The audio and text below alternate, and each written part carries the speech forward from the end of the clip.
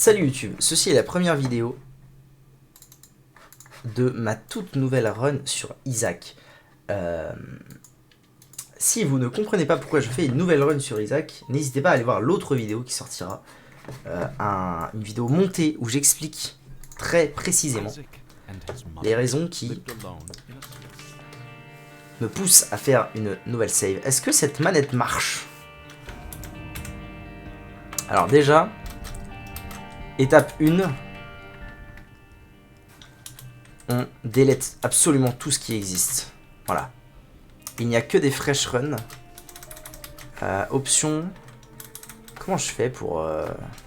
C'est un peu de la merde cette histoire. Comment je fais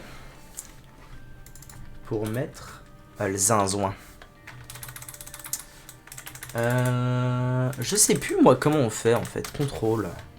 Keyboard. Mais non, moi j'ai une manette de PS4 là qui est branchée. Qu'est-ce que tu me fais? Pourquoi c'est géant comme ça? Ah mais non, je pige. Je pige. Ah c'est mieux. C'est bon. Comme ça j'ai full screen et vous aussi. Coucou YouTube. Les icas. Faut que je trouve un autre câble de PS4. Apparemment celui-là il marche pas. Je berbé. C'est dégueulasse quand je mets en tout petit. Ok.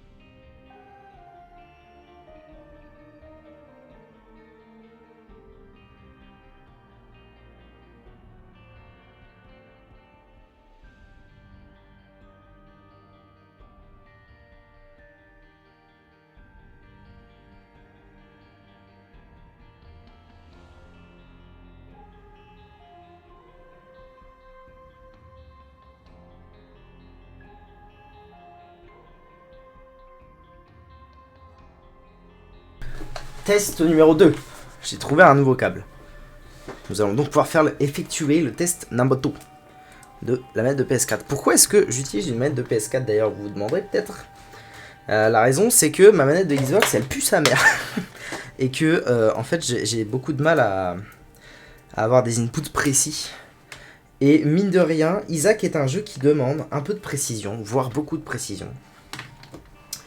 Donc j'ai pas tellement envie d'avoir un truc qui fait des inputs aléatoires. D'où... Non, non plus. D'où le fait que j'ai besoin d'une manette de PS4. Qui est de bien meilleure facture. Et... je crois que dans 5 minutes ça marche. Et qui effectuera le bail. Allez quoi. Pourquoi ça veut pas? Et ça c'est quoi? Oh ça commence à m'énerver cette histoire. Je vais chercher un nouveau câble.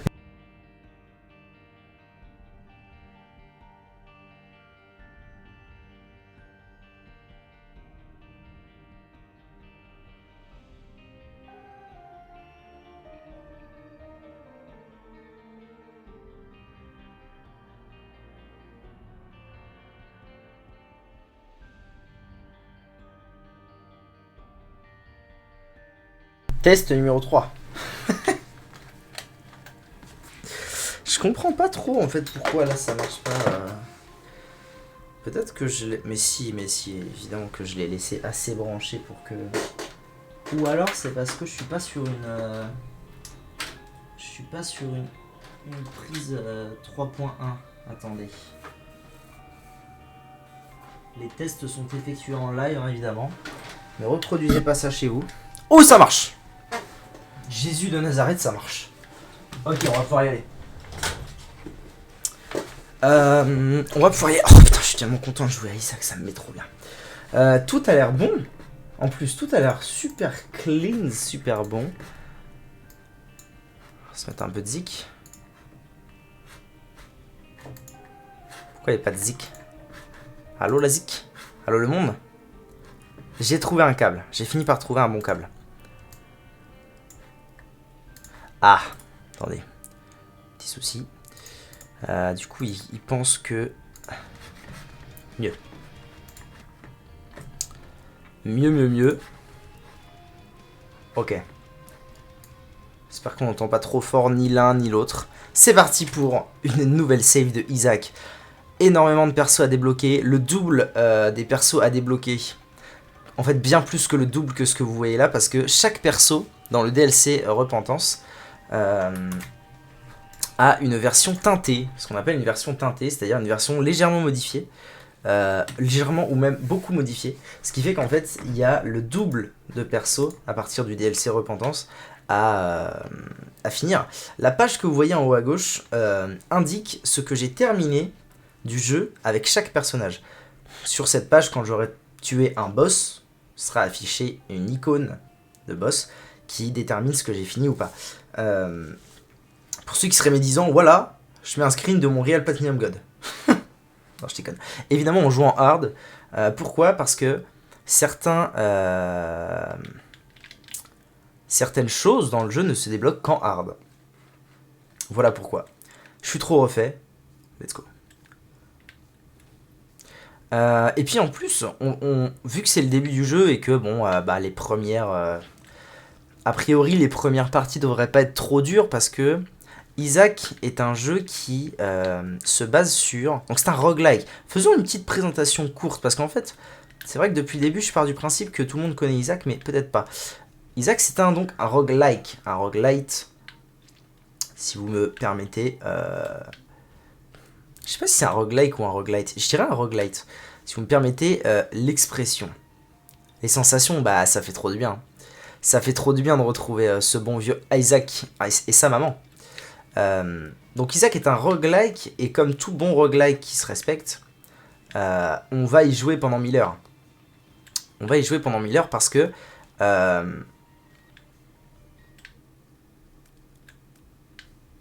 donc c'est bien un roguelite. Parce qu'on débloque les items, et les items resteront...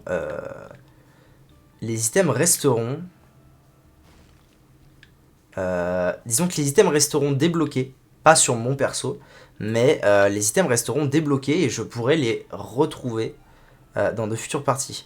Donc j'ai mon petit perso Isaac. L'histoire, vous l'avez normalement vu dans la séquence d'intro. Mon but, c'est d'arriver jusqu'à l'étage 6 au début, je crois, au début du jeu, afin de battre ma mère. Afin de battre le boss Mom. Une fois que ça c'est fait, j'ai accès à 2 nouveaux étages, avec un nouveau boss à la fin des 2 étages. Une fois que ça c'est fait, j'aurai accès à encore 2 nouveaux étages avec un nouveau boss, et ainsi de suite. Ce qui fait qu'au début, c'est un petit peu long d'avancer. Disons qu'il y a un moment où le jeu, on va aller beaucoup plus vite.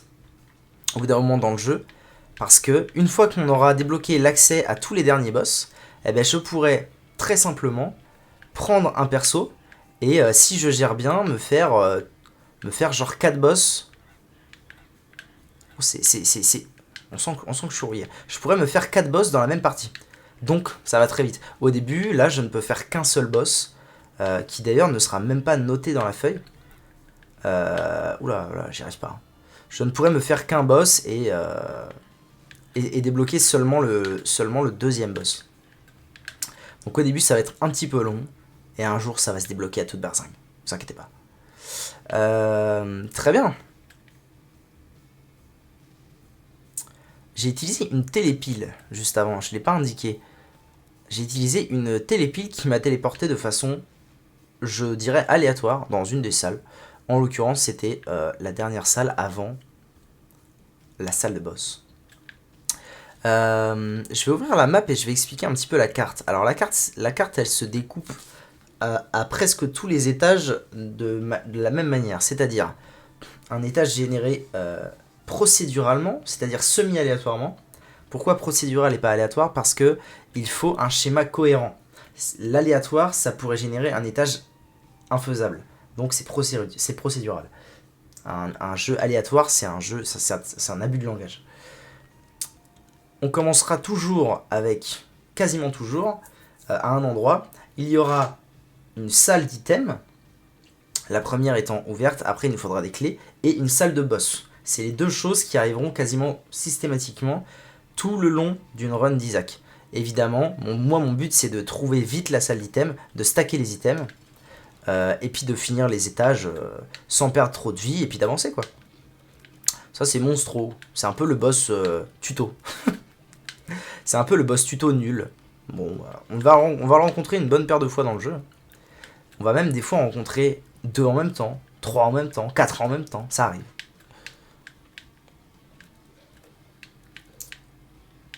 C'est ça, c'est un boss tuto, il est lent, il a que 2 attaques différentes, soit il crash, soit il saute, c'est vraiment un boss qui est pas compliqué. Et néanmoins, je suis brut une bonne paire de fois contre lui. Matchup Book, Evil Up, un cœur noir, qui s'est ajouté à ma barre de vie, et un petit paquet de bombes. Alors, les cœurs noirs sont intéressants, pourquoi? Oh putain, oh la vache. Pourquoi est-ce qu'ils sont intéressants? Parce que quand je perds un cœur noir, ça fait des dégâts à tous les méchants de la salle où je suis. À l'inverse des cœurs bleus qui, eux, ne font pas de dégâts. Les cœurs bleus et les cœurs noirs arrivent toujours après la barre de vie rouge. Pourquoi? C'est important parce que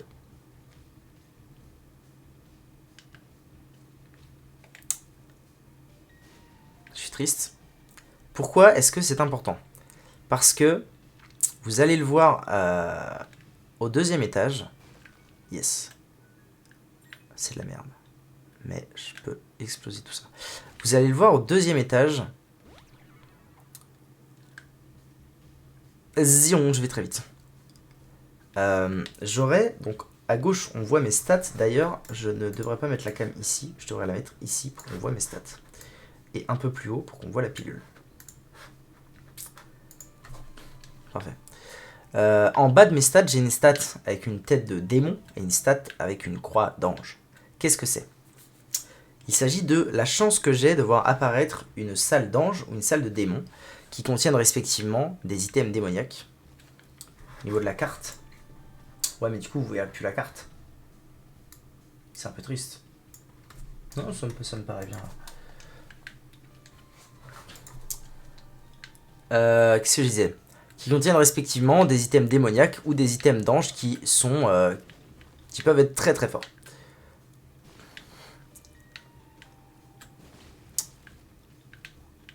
Alors pourquoi est-ce que je parle de ça maintenant? C'est parce que ces salles, donc, là, vous voyez que j'ai 100% de chance que la salle de démon apparaisse. Au 2e étage, avec 90% des persos, on a 100% de chance que la salle de démon apparaisse. Sauf si je me fais toucher dans mes cœurs rouges. D'où l'utilité d'avoir des cœurs bleus et des cœurs noirs, parce que si je me fais toucher dans les cœurs noirs, ça compte pas. Ça ne fait pas baisser ma stat de voir cette salle apparaître. Donc là, mon but, c'est de garder à tout prix mon cœur noir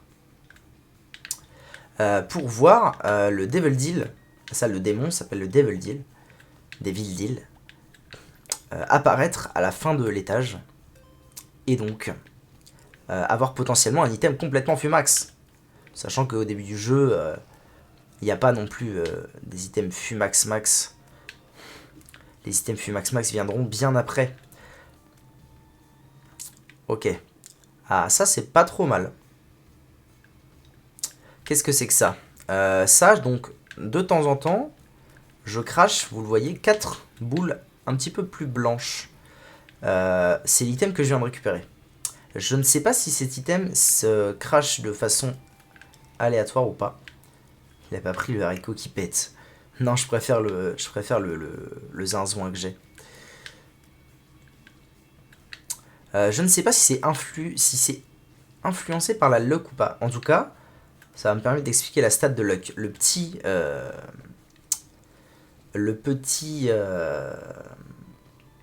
Ça stun. Ouais, ça slow les ennemis quand ça touche. Le petit trèfle à 3 feuilles qu'on voit dans mes stats, c'est ma stat de chance. La stat de chance influe sur tout ce qui est modificateur de dégâts, enfin un modificateur de l'arme, ce genre de choses. Par exemple, si je tire pendant un certain temps, on finira par avoir une grosse dent. Qui fait très mal quand ça touche. Voilà, la dent, là on l'a vu. Ça, par exemple, c'est influencé par la luck. Plus j'aurai de luck, plus je vais en lâcher souvent. Donc je ne sais pas si cet item est influencé par la luck, et je ne sais plus non plus, mais il me semble que cet item, quand je me fais toucher, l'araignée donc qui tire les boboules, sort et frappe les adversaires avec moi. Mais ça, je ne suis plus sûr. Ça crache aléatoirement, tu as l'impression. Eh ben c'est bien possible. Ça m'étonnerait pas. Oh, lui, il est relou, mais pas quand il est slow. Il peut être... Yes. Oh, je suis rouillé de ouf. Jamais, normalement, je me fais toucher sur ce boss. Par contre, il y a un truc que je trouve un peu bizarre et que je comprends pas trop. C'est que là, je fais plus de dégâts, plus je me fais taper. Mais j'ai pas d'item qui fait ça. À moins que ce soit Evil Book. Je sais pas. Le souper. Supper. Je suis désolé d'ailleurs pour les non-anglophones, ce jeu n'est pas traduit. Le souper qui m'a donné un HP up. Pourquoi est-ce que je l'ai pris maintenant? Il y a des situations où je vais avoir envie d'aller voir le Devil Deal, donc en haut là, la salle, avant de prendre mon item. Là, je l'ai pris avant parce que ça me rajoute un cœur. Voilà, en fait, en allant ici, il y a des items, et ces items, je dois payer de la vie. Je dois payer un réceptacle de vie pour les prendre. Alors, vu que c'est la première partie et qu'on adore le fun, je vais prendre les deux. Sur les deux, il y en a un qui est très fort et un qui est très naze. Le bleu, il est très naze. Le vert, il est très fort. Pourquoi? Parce que le... J'aime pas être là. Pourquoi? Parce que le vert, il lâche des mouches. La mouche bleue qui est autour de moi, et ça fait très mal. L'étage est terminé, à part le shop. Je vais quand même aller au shop. Je vais quand même aller au shop au moins pour un truc. C'est que dans le shop, on va trouver la banque. La banque de donation. Pourquoi est-ce qu'elle est importante, cette banque? Parce que quand je serai arrivé à 1000, déjà elle va exploser, ce qui est chiant. Mais surtout, je vais débloquer un nouveau perso. Et plus généralement, tous les X paliers, je vais débloquer un truc. Donc là, j'ai débloqué la Blue Map, qui est un item que je peux trouver. Et cet item fait en sorte que je crois je vois les secrets. C'est-à-dire les salles secrètes. Voilà. Avançons donc dans cette partie maintenant que j'ai expliqué 2-3 trucs et que ça me paraît un peu plus clair pour tout le monde. On va avancer. Si vous avez des questions, n'hésitez pas. Peu importe la question, que vous soyez grand débutant ou déjà un bon joueur, peu importe. Moi j'essaierai de... Ah mais c'est le Get Fuzzy Touch, je sais pas quoi là, qui me donne des stats en plus. J'essaierai d'expliquer un maximum de choses au fur et à mesure. Ok. Et donc on voit là, dans mes stats, que... Oh, j'ai masse stats là. Je sais pas comment il marche le champignon. Je sais pas si c'est un Liberty Cap ou une connerie comme ça. Mais je sais pas comment il marche, mais là en l'occurrence, ça me donne des dégâts de bâtard. Ah, j'ai trouvé une carte aussi.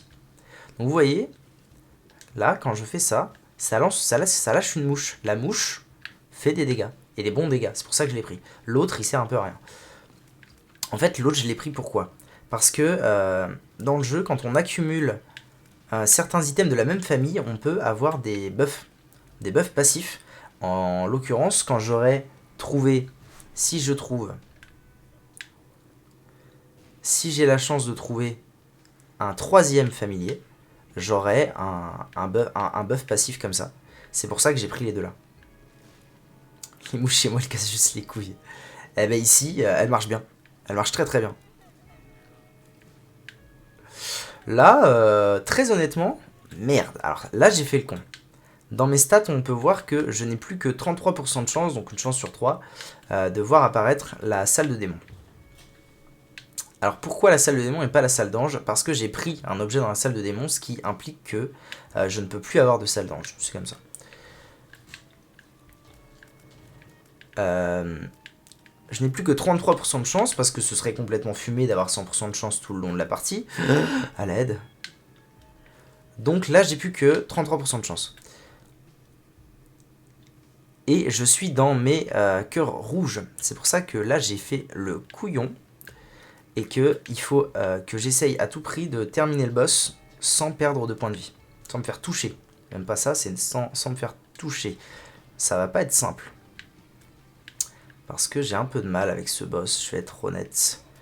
Je suis pas hyper au taquet contre ce boss. À cause des flammes là, en partie. Ah ben voilà, c'est perdu. Donc là, on voit que j'ai perdu quasiment intégralement mes chances de voir apparaître la salle du démon. Elle n'est pas apparue, classique. J'ai trouvé une vis. Je peux tomber dans le vide, pas du tout. C'est totalement impossible de tomber dans le vide comme ça. Il y a des trucs qui se rapportent à du vide. On peut tomber, genre des trous. Mais c'est beaucoup plus visuel que ça. On le verrait totalement. Et d'ailleurs, le vide est le fait qu'on ne puisse pas tomber dans le vide, mais qu'il existe, c'est une mécanique importante du jeu. Notamment en termes de kiting. Si tout le monde voit ce qu'est le kiting. C'est-à-dire, là, ouais, je la tire, je peux faire ça, et là, je suis safe. Alors que s'il n'y avait pas de trou, s'il n'y avait pas de rocher, mais aussi s'il n'y avait pas de trou, je pourrais pas faire ce genre de truc. En vrai, j'ai un bon perso. Hein. Ah, connard! J'avais oublié ces merdes. Totalement. Il y a beaucoup d'objets qui peuvent... En fait, tout est plus ou moins réalisable dans le jeu. Hein. Si à un moment tu te poses une question, il y a un objet qui le fait. Probablement. Mais oui, totalement.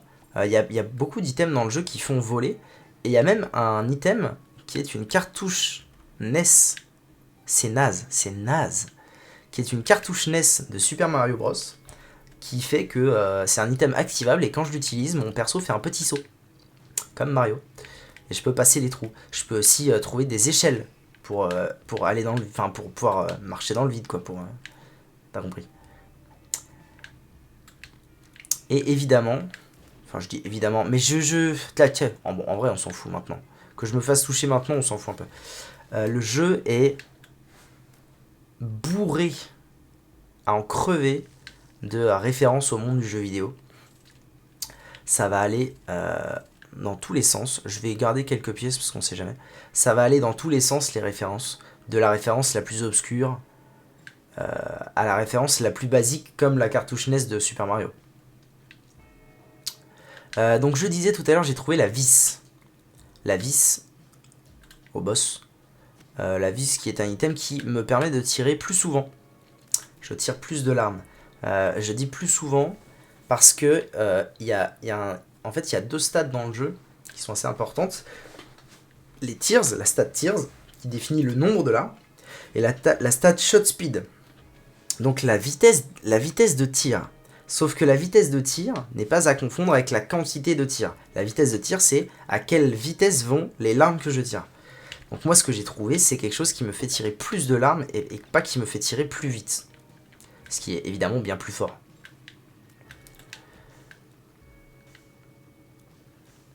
Donc doucement mais sûrement, je reprends... j'arrive à retrouver 2-3 habitudes de gameplays. Mais ça va me prendre un moment avant de retrouver mon niveau d'antan. À savoir que quand je parle de mon niveau d'antan, je parle surtout du fait que, et ça j'en suis très fier évidemment, étant un Real Platinum God, ça implique en fait de terminer...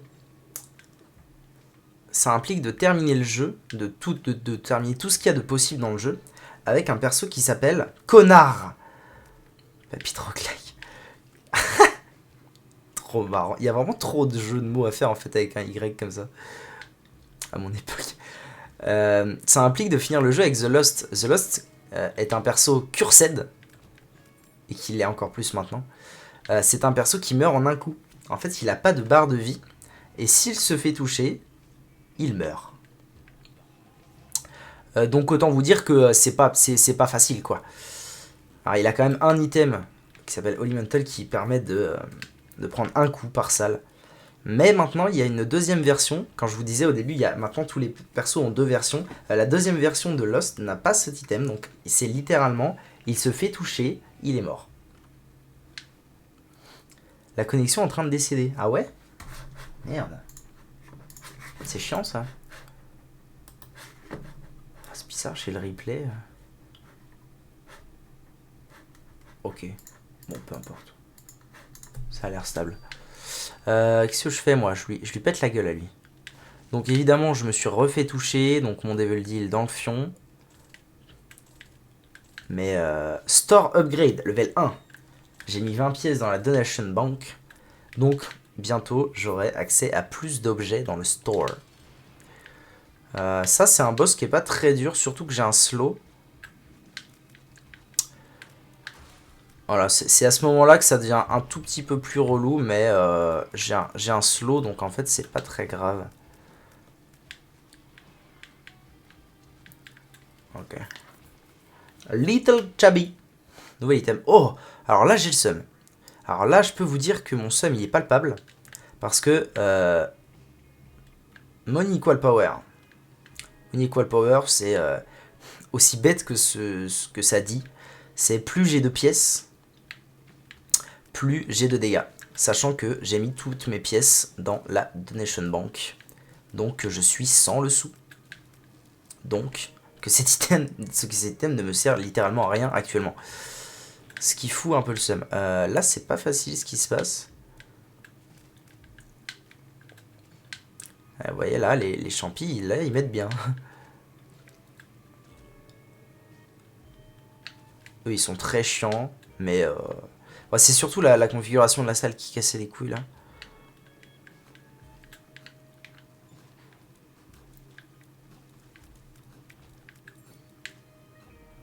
Ok. Bon là je suis très bien, hein. J'ai un perso correct. Ouais, bro la pauvreté, c'est ça. Yes, des sous. Je gagne 0,08 par piécette. Donc le calcul est vite fait, hein. Je peux gagner jusqu'à 8 de dégâts en ayant 100 pièces. Début de jeu, c'est bien de conserver les thunes. Bah en fait le truc c'est que... Speed up en vrai je suis content. Le truc c'est que... là c'est les toutes premières parties. J'ai raté une batterie. Ouais, ça c'est une batterie. Mais je n'ai pas d'item activable. Si j'avais un item activable, il serait en haut à gauche de l'écran. Donc la batterie ne sert à rien. Qu'est-ce que j'allais dire En fait, les premières parties, il n'y a pas besoin d'aller très loin. J'ai pas besoin d'avoir un perso complètement fumé. Bref, en vrai, on s'en fout un peu des premières parties. Donc je préfère prendre les items. Ah non, je préfère... merde, blinder la Donation Bank et tout, histoire de commencer à débloquer le plus de choses possible, en fait, vite. Parce que j'ai assez peu de raisons d'avoir peur de foirer ma game. Même si un accident est très vite arrivé. Ce Emperor, c'est non. Ce Sun, c'est beaucoup mieux. Les cartes de tarot, j'en ai pas parlé non plus. Il y a 21 ou 22 ou un truc comme ça. Bref, il y a une vingtaine de cartes de tarot. Ah, mais du coup, je vais aller chercher de la piécette. Disponibles dans le jeu qui ont tout un effet. Et même du coup le double maintenant, oui, avec Repentance. En fait, Repentance a tout doublé. Les cartes de tarot, les persos, n'importe quoi. Ce que tu veux. Elles ont tout un effet. The Sun étant, selon moi, une des plus fortes parce qu'elle révèle toute la map. Elle me soigne full vie. Et elle fait des dégâts à tous les mobs présents dans la salle. Autant vous dire que je l'aime bien et que je vais la conserver le plus longtemps possible. Soit jusqu'à arriver au dernier étage, auquel cas je l'utiliserai probablement pour afficher la map. Ah, ça c'est triste. Parfait. soit une bombe. Ah putain, c'est trop con. C'est trop con. Est-ce que je le fais? Non, bien sûr que non. Soit j'aurai assez de cœur, parce que là j'ai que 2 cœurs, donc me soigner full vie ça sert pas à grand chose. Soit j'aurai assez de cœur pour que ça devienne worse de l'utiliser en tant que soin. Là je suis un peu déçu. Je vais vous expliquer pourquoi, et en même temps ça va me permettre d'expliquer une mécanique du jeu qui est intéressante et qui, une fois maîtrisée, peut faire des petits miracles. Si je mets une bombe ici, ce rocher va tomber dans le vide, de l'autre côté, comme une force en physique. Ça va tomber comme une force de l'autre côté, et je pourrais passer. Si j'avais 2 bombes, je pourrais accéder de l'autre côté et être l'homme le plus riche du monde. Ce n'est pas le cas.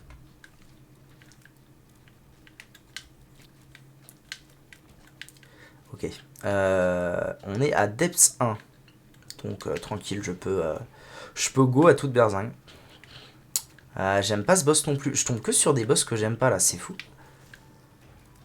Alors là, j'avais complètement oublié ce pattern, j'aurais pu me le prendre, ça n'aurait rien changé pour moi.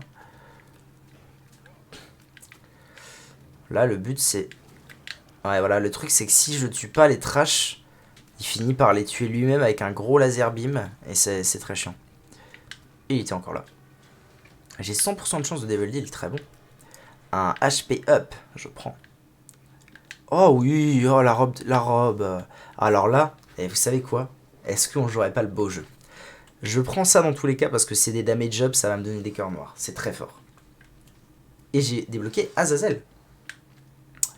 Et j'ai débloqué Lazarus. Les premières games, quand on est un peu habitué, tout se débloque très très vite. Là, j'ai débloqué 2 nouveaux persos. En vrai, j'ai énormément de cœurs, même si j'ai plus de cœur rouge, donc je prends.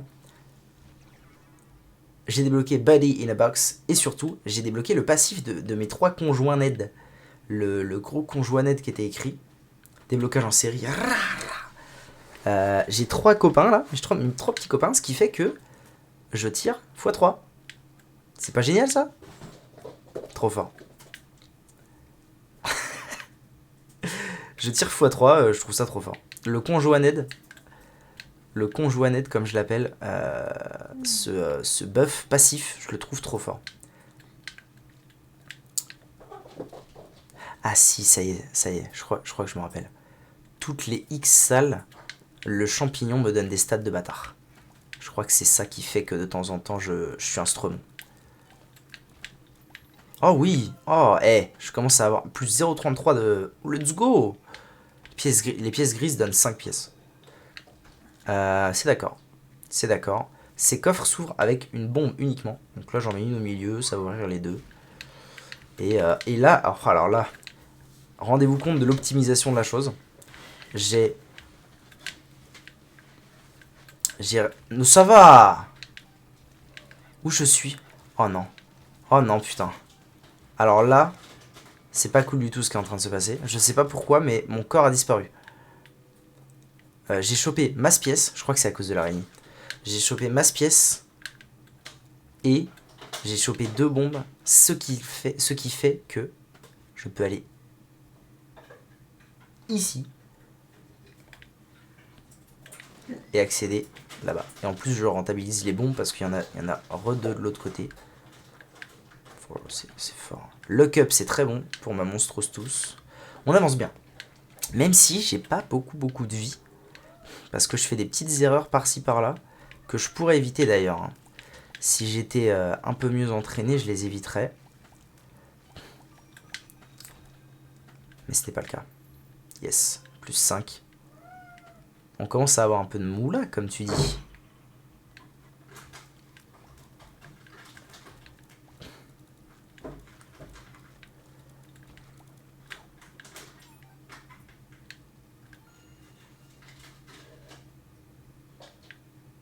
Ça, c'est une salle de sacrifice. Je me sacrifie, ça me donne des trucs. Rien de spécial à... Oh putain. Des fois, faut pas aller trop vite. Hein.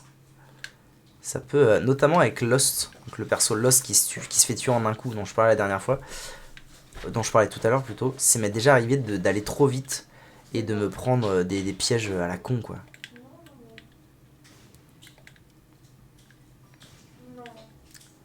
Dans les feux bleus, je peux trouver des cœurs bleus. Ce qui me mettrait très bien. Connard. Ce qui me mettrait très bien. je vais aussi effectuer une tentative de trouvaille de la salle secrète. Alors, les salles secrètes dans le jeu, c'est une science qui ne m'est pas inconnue, mais que je maîtrise très mal. Pour trouver une salle secrète, plusieurs choses sont nécessaires. Premièrement, afficher la map. Une salle secrète est forcément toujours collée au plus de salles possible. C'est-à-dire que là, elle pourrait être en haut, parce que ça pourrait être collé à 3 salles. Elle pourrait être au milieu, ça pourrait être collé à 3 salles, à gauche aussi. En bas, à gauche aussi. Le problème, c'est que il faut aussi qu'elle soit accessible par toutes les salles qu'elle touche. Or, si je vais ici, je ne peux pas accéder à la salle de droite à cause du trou. Je ne peux pas y accéder naturellement. Ce qui fait que ça ne peut pas être à droite. Info 1. Ici, si j'avais pas eu de bombe, j'aurais pas pu y accéder. Donc ça peut pas être là. Info 2. Ça ne peut pas être à gauche parce que je ne peux pas y accéder. Donc, selon toute vraisemblance, cette salle devrait se trouver ici. Et voilà. Alors, Clutch Gaming. Oh damn.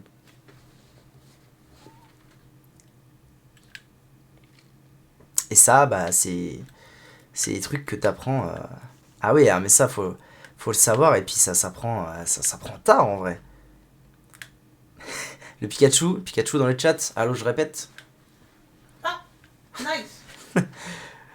Ça, faut le savoir. Et alors, il y a la Secret Room. Je vais en profiter pour expliquer la Super Secret Room, qui est une autre salle un peu plus cachée, un peu plus tricky. Et l'Ultra Secret Room aussi. Depuis Repentance, il y a aussi l'Ultra Secret Room. La Super Secret Room, elle se trouve comment? J'ai beaucoup de bombes, donc je vais bomber ça.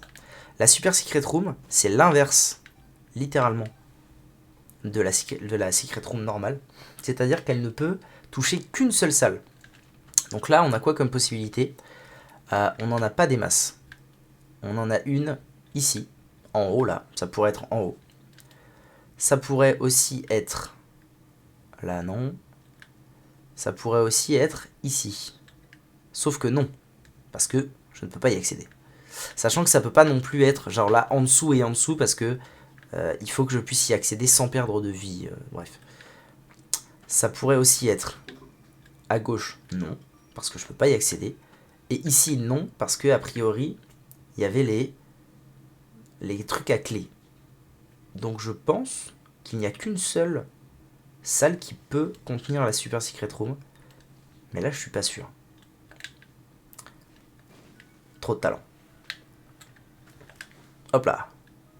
J'explose des gueules. Je me fais de la moulaga. Et ensuite, il y a l'Ultra Secret Room qui en fait est la dernière Secret Room possible, mais qui n'est accessible qu'avec une certaine clé qu'on trouve dans le jeu. Et qui, elle, est un petit peu tricky. L'Ultra Secret Room... En fait, la clé qu'on trouve dans le jeu ouvre une salle supplémentaire qui n'existe pas naturellement sur la map. Cette salle peut contenir une salle secrète une case après. Donc en fait, il faut viser une case après. Et c'est toujours collé à 2 salles. C'est une misère. Un jour, je l'expliquerai en le faisant. Mais globalement, c'est une putain de misère à trouver. Et en plus, il faut un item pour le faire. Donc les Ultra Secret Rooms, la plupart du temps, c'est ciao. Bon, là, on est à Depths 2. Depths 2, ouais, on sent les 800 heures. Hein. Ah, j'en ai passé du temps ici. Ah, ça c'est cool. Ça c'est très cool. Les bouquins, il y en a pas mal. Ce bouquin-là, je serais tenté de le prendre parce que ce serait une bonne blague, je pense. Merde, c'est la Bible. Mais celui-là est rigolo, donc je vais quand même vous le montrer. Celui-là, en fait, il me permet, quand je l'utilise... Là, c'est une salle un peu naze, donc je vais pas le faire. Attendez, merde. Voilà, en fait ça permet à mes larmes d'être à tête chercheuse. Et putain, je m'y retrouve pas. D'être à tête chercheuse, c'est pour ça qu'elles sont violettes. Par contre, il faut que je fasse un truc d'optimisation. C'est très de l'optimisation ce jeu. L'étage d'avant, on a pu voir. Hein, là j'ai pris la Bible, j'ai repris la batterie. Pourquoi? Parce que la Bible me permet de voler dans la salle où je suis. Donc je l'utilise ici, je prends le cœur, je m'en vais. Et je reprends l'autre bouquin. C'est très l'optimisation ce jeu. Tac. Là, on pète tout ce qu'on peut pour amasser un max de gold. Bam. J'ai unlock Kane, un autre personnage. À 55 pièces dans la même partie, on unlock Kane. Donc voilà, c'était juste pour montrer le bouquin des homing shots, ça s'appelle. Les trucs à tête chercheuse. Et je reprends la Bible parce qu'on va voir la blague. Des pilules, on s'en fout un peu. À ce stade-là de la game, des pilules, on s'en fout un peu parce qu'on est au dernier étage possible. On est au dernier étage possible en fait. Donc, ah, vous voyez, 2 monstros. Ouais, ça peut arriver, ce genre de conneries. Et d'ailleurs, je tape des monstros avec les dents de monstros. C'est pas beau, ça? Ta ta ta ta ta. Et bien finalement, le fait de recommencer en stream, c'est plutôt sympa, parce que du coup, je peux expliquer plein de trucs. C'est assez agréable.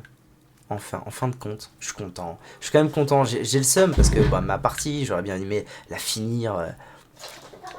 En live, c'est un peu ma partie de toujours, ça m'a pris des années. Ah, mais quand je me fais sortir comme ça, c'est une putain d'horreur. Mais je suis quand même content de recommencer tout ça. Donc plus tard dans le jeu, évidemment, cet étage est un étage totalement random. Totalement random. On y passe parce qu'il faut y passer, mais c'est pas du tout la fin du jeu et on en verra bien d'autres. Là, en l'occurrence, c'est la toute première partie, donc c'est ici que le jeu va s'arrêter une première fois. C'est pour ça que j'optimise plus. J'ai juste envie d'aller au boss pour qu'on rigole. Gameplay tout neuf. Ouais, c'est vrai. Non, mais c'est vrai que c'est sympa. C'est pour ça que je le fais. Ça va? Shadow, il est possédé. Tu veux que je le marave? Non. Là, il faut juste le laisser tranquille. Mais n'aie pas peur de ton chat comme ça. Ben... Si, un peu. Ça va être un jogging. Quoi? Non, faut que je passe par Shadow pour ça. Ouais. Voilà le boss de fin de la première game de Isaac de votre vie. C'est un boss de fin qui n'est pas très dur. C'est surtout des coups de pied, des apparitions comme ça, machin. En revanche, j'ai un item qui le rend très drôle, c'est-à-dire la Bible. Maman n'aime pas la Bible. Et pour cause, utiliser la Bible, one shot maman. Et fin du game. Voilà, c'est fini. Ça te dit bonjour dans le chat. Ah, bonjour. Fin du game. La Bible. Fin du game. Ah, j'adore.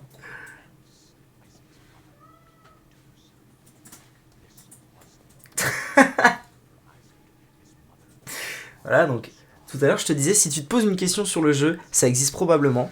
Il existe des moyens de one-shot les boss dans Isaac. Yay! Ah d'ailleurs, est-ce qu'elle est dispo la nouvelle émote ou pas? Oh, elle est toujours pas acceptée, c'est terrible. Celle que je t'ai fait il y a pas longtemps, là? Ouais, il y a une nouvelle émote qui arrive, que j'ai mis en ligne et tout, mais il faut qu'elle soit review par... C'est pas le chat qui dit bonjour, c'est le beau et grand Cactour. C'est vrai. Pardon. C'est vrai.